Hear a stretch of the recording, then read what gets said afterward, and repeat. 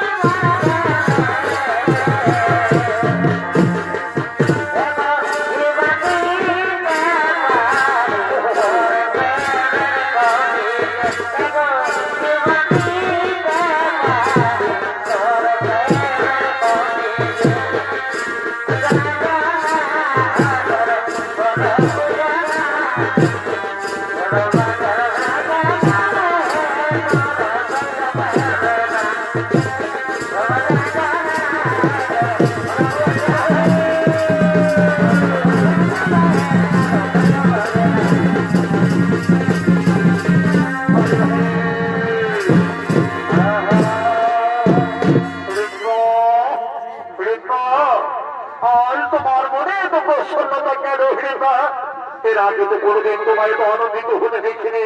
বলো বলো হিরবা, তোমার মনে কিসের তো প্রসন্নতা? আজ পিঠাটা আমার প্রতি প্রসন্ন, তাই তো আজ আমি এত আনন্দিত। আজ পিঠাটা আমার প্রতি মুখ তুলে দিয়েছি প্রাণনাথ, তাই তো আজ আমি তোমার সন্তানের মাতা হতে চলেছি। আজ আমি সন্তান সম্ভবা। সত্যি বলছো এই কি কথা শোনালে তুমি? তুমি মাতা হতে চলেছ, এ তো মহা আনন্দের কথা। এই খুশির সংবাদে আমার হৃদয় নেচে উঠেছে। এই সত্যি আজ আমরা দুজনে মিলে একটু আনন্দ করি। সোনা সোনা প্রিয়া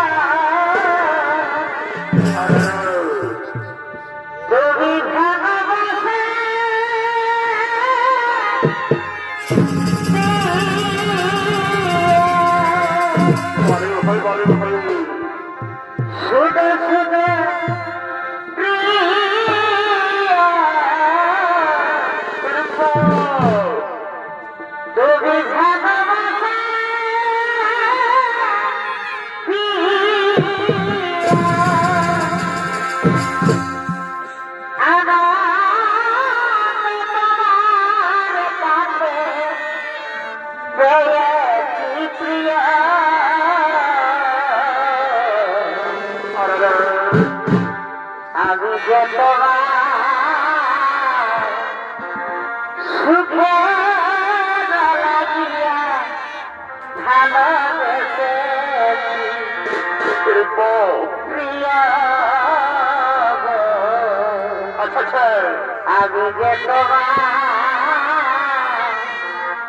সুখের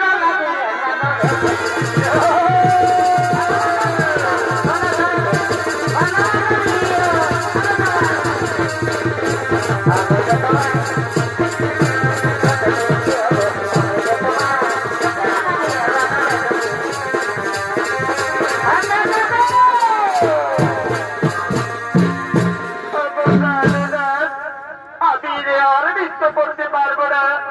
আমি যে খুব ক্লান্ত হয়ে পড়েছি না, আমার একটু বিশ্রামের প্রয়োজন। তাই চলো না ওই কুটির প্রান্ত গিয়ে খানিক বিশ্রাম করি। তুমি সত্যি বলেছ, তোমার এখন বিশ্রামের প্রয়োজন। এই সুখীমা এসো, ওই কুটির প্রান্তে গিয়ে খানিক বিশ্রাম করো।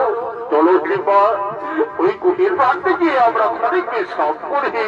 বসো হিরবা, এখানে বসো। আমি তোমার শরীরে বাতাস করে দিই হিরবা, আমি তোমার শরীরে বাতাস করে দিই হিরবা। হিরবা দেখি হিরবা ঘুমিয়ে গেল নাকি?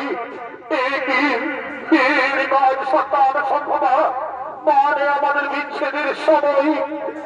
হিরবা ওঠো হিরবা, তোমার কি মনে পড়ে না হিরবা সেই পূর্বের কথা?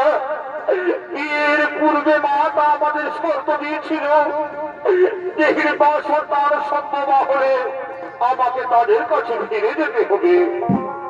আজ তুমি সন্তান সম্ভবা হিরবা, সেই কঠিন সময় এখন উপস্থিত। তাই মাতার দেওয়া কথা রাখতে আমি তাদের কাছে চললাম হিরবা। তুমি আমায় ক্ষমা করো হিরবা, তুমি আমার সন্তানকে সজনে লালন পালন করো হিরবা। আমি চলে যাচ্ছি হিরবা, বিদায় হিরবা, বিদায় বিদায়।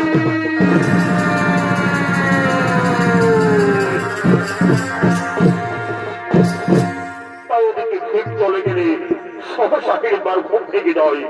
সম্মুখে স্বামীকে দেখতে না পেয়ে কোথায় গেলে তুমি? স্বামী স্বামী যে আমায় কোনো সাড়া দিচ্ছে না, তাহলে কি স্বামীর সেই পূর্বজন্মের কথা মনে করে আমায় ছেড়ে হতে পারে না? স্বামী আমায় ছেড়ে যেতে পারে না।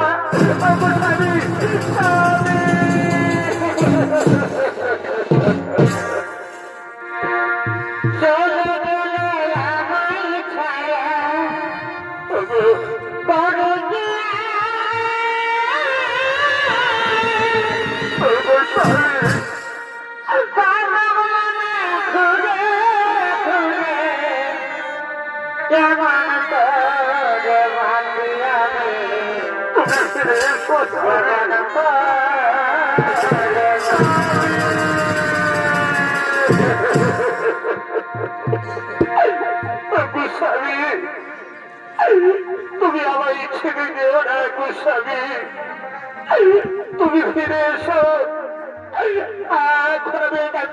কি করে তা থাকবো গোস্বামী, তুমি ফিরে এসো প্রাণনাথ, তুমি ফিরে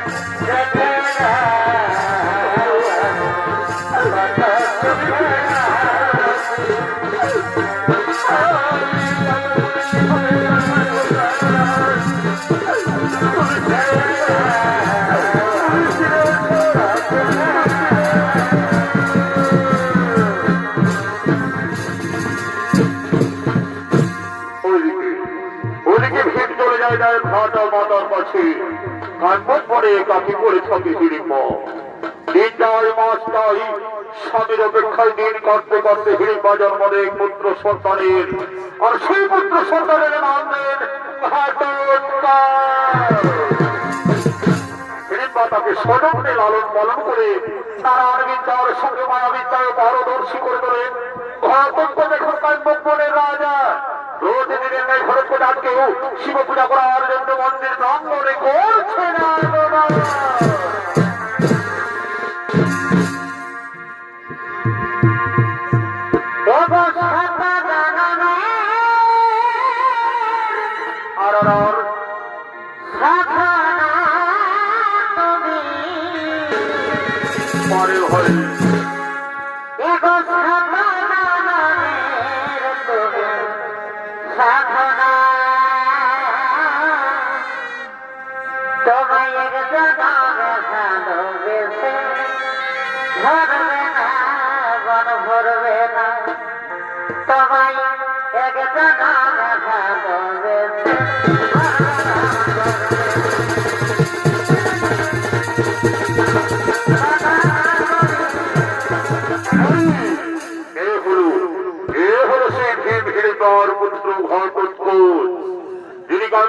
শিব পূজা করার জন্য মন্দির প্রাঙ্গণে করেছেন আগমন, আর এই ঘটক মন্দির ভূমিকা নৃত্য পরিবেশন করে দেখাবেন দেশের অপর বৈঠকের রাস্তায়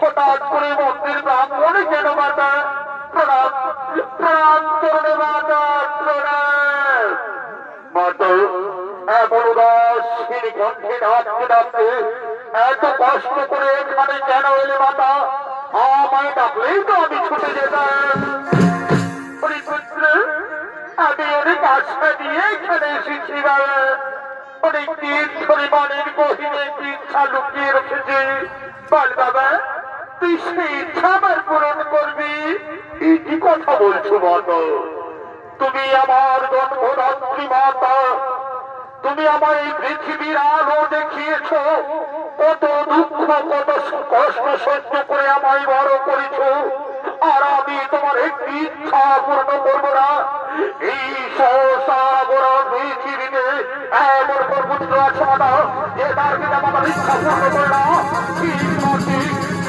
পুত্রের জন্ম আদেশ করো মাতা আদেশ করো ইচ্ছা রয়েছে তোমার মনে আমি জীবন দিয়ে তাহা করিব পুরো পুত্র তারপর কিছু নয় রে বাবা আমি বলছিলাম কি তুই তো এখন অনেক বড় হয়ে গেছিস রাজকার্য পরিচালনায় দেশে দেশান্তরে ছুটে যাস তখন আমি জীবনে একাই পড়ি পুত্র তাই বলছিলাম কি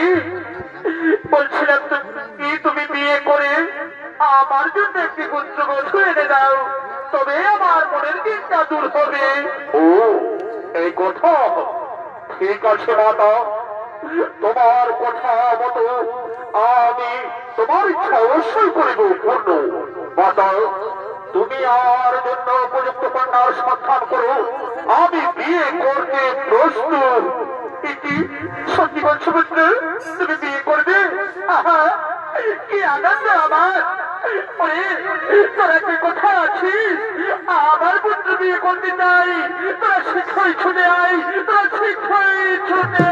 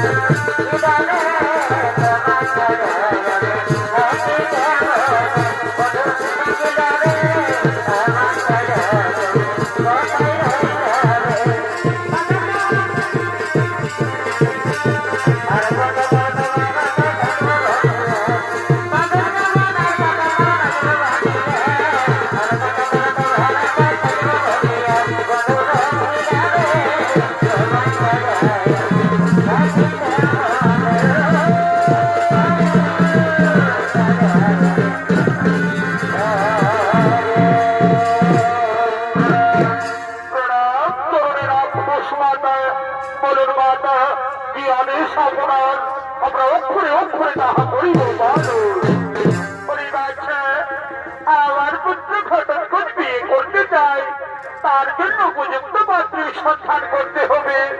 তাই তোরা ছুটে যা দেশে দেশ শান্তরে, যেখান থেকে হোক উপযুক্ত কন্যার সন্ধান নিয়ে এসো, উপযুক্ত কন্যার সন্ধান নিয়ে এসো।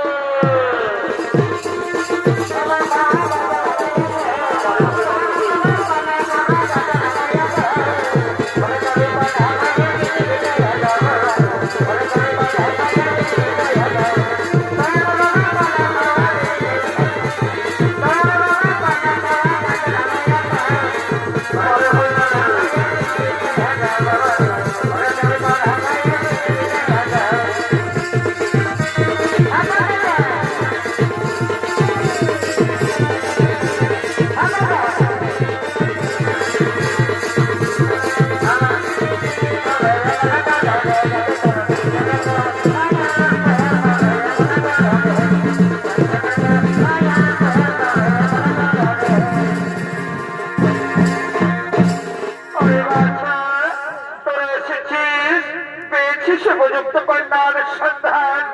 হ্যাঁ মাতা, আমরা কন্যার সন্ধানে দেশ দেশান্তরে ছুটে গিয়েছি।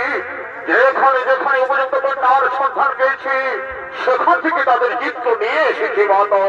এই নির্মাতা এর উপযুক্ত কন্যার চিত্র দেখি দেখি। কি সুন্দর কন্যা! পুত্র, এখানে মানবী দানবী রাক্ষসী সমস্ত রকমের কন্যার চিত্র রয়েছে। পুত্র বল, কোন কন্যা তোমার পছন্দ? এদের মধ্যে আমার কোন কন্যা পছন্দ নয় মানো। এরা শুধু রূপে সুন্দরী। তুমি এমন কোন কন্যার সন্ধান করো মাতা যে রূপেই নয়, বিদ্যায় বুদ্ধিতে হবে নিদক্ষ।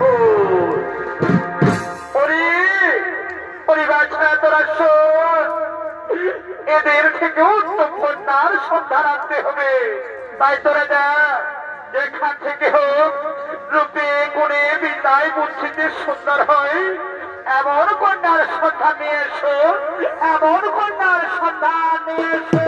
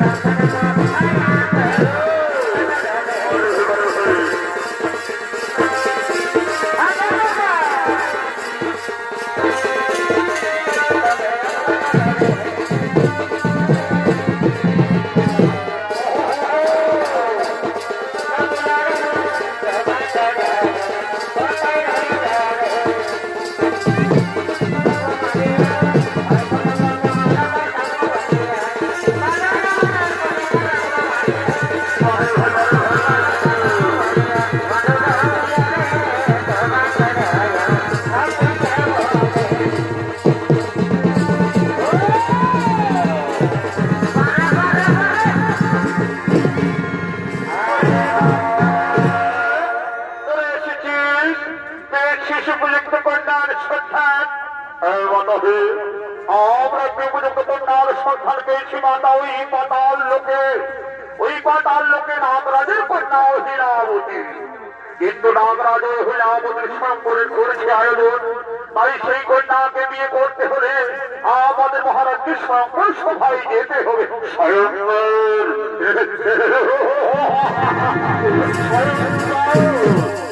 ওই অহংকারী কন্যার স্বয়ংবর। আমি ওই কন্যার অহংকার চূর্ণ করে আমি ওই কন্যাকে করিব বিবাহ। মাতা, আপনি আমায় আদেশ করুন মাতা, যেন ওই হীরাবতীর সম্পর্ক জয় করে তাকে তোমার পুত্রবধূ করে তুলতে পারি। আপনি কুটিরে ফিরে যান মাতা। আর ওরে মন্ত্রীগণ, ওরে আমার সভাসদগণ, চলো এই মুহূর্তে আমরা ওই পাতাল লোক করিব পাবন। এই মুহূর্তে আমরা ওই পাতাল লোক করিব পাবন।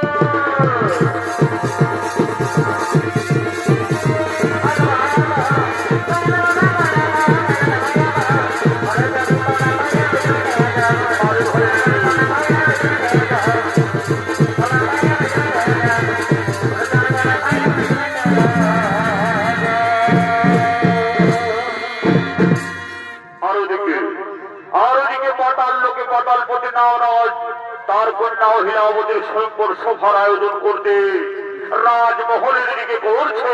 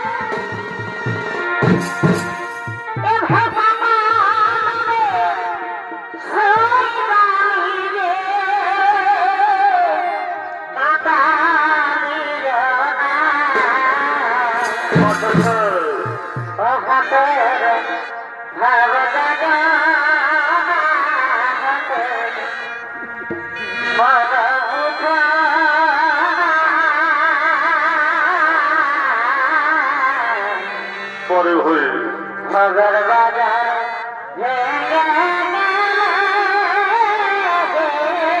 तुमदा सैदा पावे ना मगर बाजार भीगे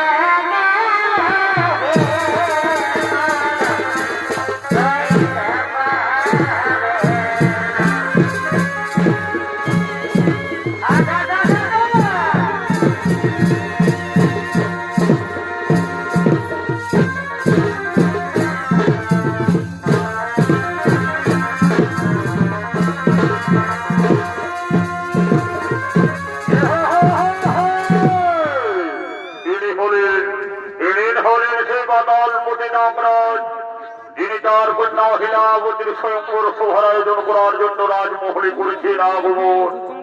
আর এই পাতাল বলে না আমাদের ভূমিকায় আপনাদের আলোকন ঘোষিত মহানিত্য রঙ্গমঞ্চে নৃত্য পরিবেশন করে দেখালেন। তিনি হলেন এর বনাবরঙ্গন আদিবাসী সম্বল মহল ছয় করে নৃত্য পরিচালক ও তার নরীশিরা।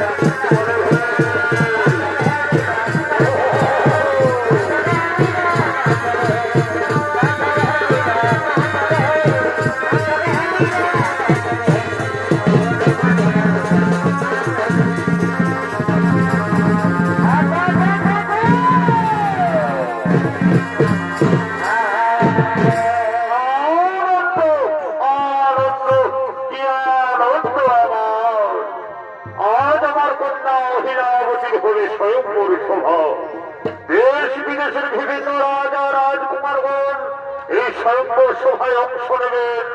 ওরে দ্বার রক্ষী, তোরা সমস্ত রাজা রাজকুমারগণকে এই স্বয়ম্বর সভায় পাঠিয়ে না।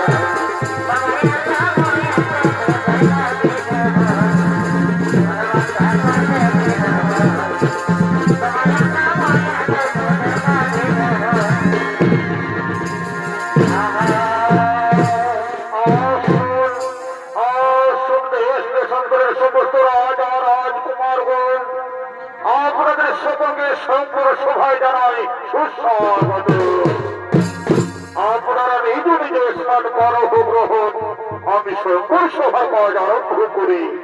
অনেকটা কথা আছি, আমার কন্যা হিলাবতীকে এই স্বয়ম্বর সভায় নিয়ে এসো, এই স্বয়ম্বর সভায় নিয়ে এসো।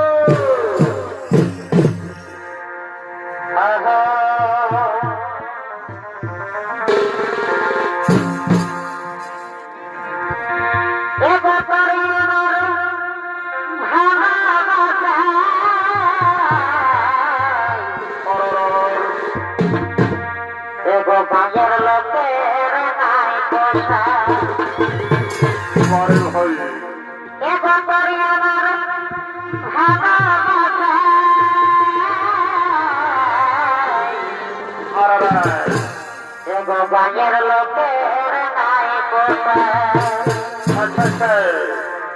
দেব যতদিন নাই তোর বিহাতে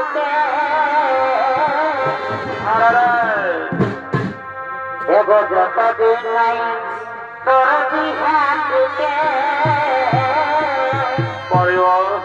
আর ততদিন প্রাণ তোর দিতে এগো গোপন পিড়ি রাখবি ঘরে বুকে এলো গোপন পিড়ি রাখবি ঘরে বুকে আর বুকে ততদিন প্রাণ তোর দিতে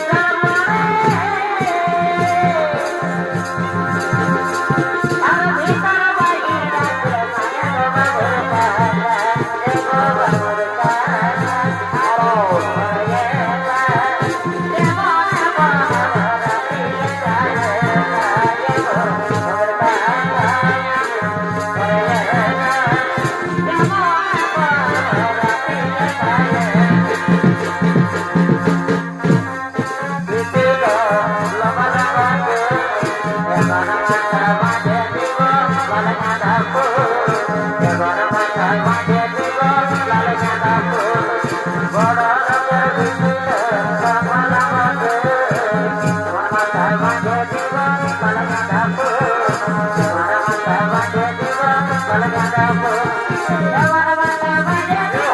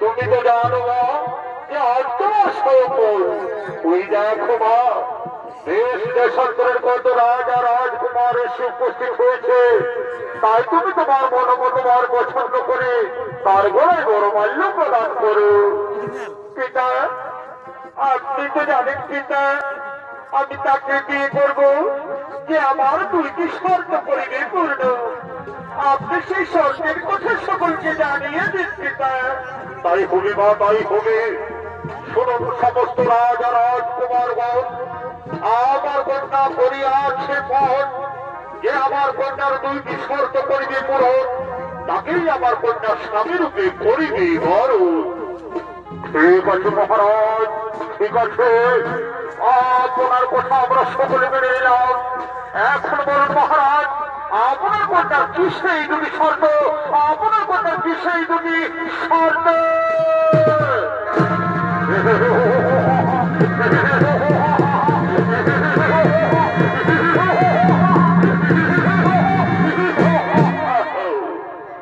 তাহলে তাই সেই স্বয়ম্বর সভা কোথায় কোথায় সেই অহংকারী কন্যা ওরে পাশন্য দুষ্টমতিত রাজার এমন শৃঙ্খল মাঝের আওয়াজ ভালো দেখিয়ে আবার কন্যার স্বয়ম্বর সভা কার্য বন্ধ করার সাহস দেখাস কে তুমি কি চাস এখানে আমি উশৃঙ্খল আমি উন্মাদ আমি পাষণ্ড আমি নির্বোধ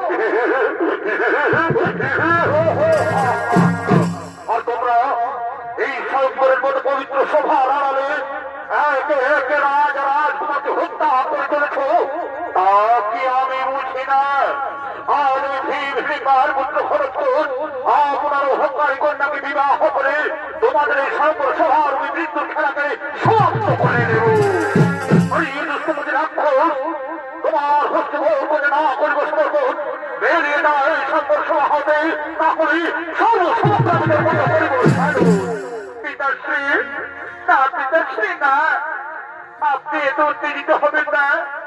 আজকের এই শুভ দিনে আপনার হাতে অস্ত্র শোভা পায় না পিতাশ্রী। ও যখন এসে পড়েছে তখন ওকে একটা সুযোগ দেওয়া হোক। শোনো ঘাতক, বিয়েতে আমার দুটি শর্ত রয়েছে। যদি তুমি আমার যুদ্ধবিদ্যায় ও বুদ্ধিতে পরাস্ত করতে পারো তবে আমি তোমার স্বামী রূপে পালন করে দেব। আর যদি তুমি পরাজিত হও তবে হবে তোমার মৃত্যুদণ্ড। আজ তোমার অহংকার আমি করিব চূর্ণ। ওরে রাজকন্যা, আমি তোমার শর্তে রাজি। বলো, কিসের পরীক্ষা আমি নিতে চাও? বিদ্যার না বুদ্ধি? তুমি রাজি? তবে আগে হোক বুদ্ধির পরীক্ষা। কারণ পরাজিত হলে আমাকে আর কষ্ট করে মারতে হবে না। তাহলে শুরু করা যাক। তুমি আমায় প্রশ্ন করবে, আমি সেই প্রশ্নের উত্তর দেব। যদি উত্তর ভুল হয় তো আমি পরাস্ত। তুমি প্রশ্ন করবে? বিবেকার পাখা উঠে পরিবার করে। আচ্ছা তাই হোক, আমি তোমার একটি গল্প বলে শোনো। গল্পের মধ্যেই থাকবে প্রশ্ন। শোনো, এক নগরে এক কামক ব্যক্তি বাস করত। সে রক্ষিতা নারীর সৌন্দর্যে মুগ্ধ হয়ে যায়। বিয়ে না করে তারা একে অপরের সঙ্গে লিপ্ত হয় এবং তাদের একটি কন্যা সন্তান হয়। ওই ব্যক্তির কাজ সে কন্যাটিকে ফেলে রেখে রক্ষিতা পালিয়ে যায়। কন্যার সে রক্ষিতার থেকে সুন্দরী হলে ওই ব্যক্তি তাকে পরশের কন্যারূপে পরিচয় প্রদান করেন এবং সেই কন্যাটি রক্ষিতাতেও আরো রূপবতী হয়ে ওঠে এবং সেই রূপের বাহারে ওই কমক ব্যক্তি থাকতে না পেরে তার সঙ্গে সম্পর্কে লিপ্ত হয় এবং তাদেরও একটি কন্যা সন্তানের জন্ম হয়। এখন প্রশ্ন হলো, ওই যে কন্যা সন্তানের জন্ম হলো সেই কন্যা সন্তান ওই পুরুষের কন্যা না নাতনি? এ তো খুব সহজ প্রশ্ন। সে হবে ওই ব্যক্তির কন্যা। ভেবে বলো রাজকুমারী। না, ওই কন্যা হবে ওই ব্যক্তির নাতনি। না না না, ওই কন্যা হবে ওই ব্যক্তির কন্যা। ভুল উত্তর হীরাবতী, ভুল উত্তর। শাস্ত্র মতে যদি ওই ব্যক্তি যখন বিয়ে করেনি তখন ওই কন্যার সঙ্গে তার কোন সামাজিক সম্পর্ক নেই। তুমি পরাজিত হীরাবতী, তুমি বুদ্ধিতে পরাজিত। না, আমি পরাজিত হতে পারি না। এখন আমি নেব তোমার যুদ্ধবিদ্যার পরিচয়। ধারস্থ করো, আমার সঙ্গে যুদ্ধ করে।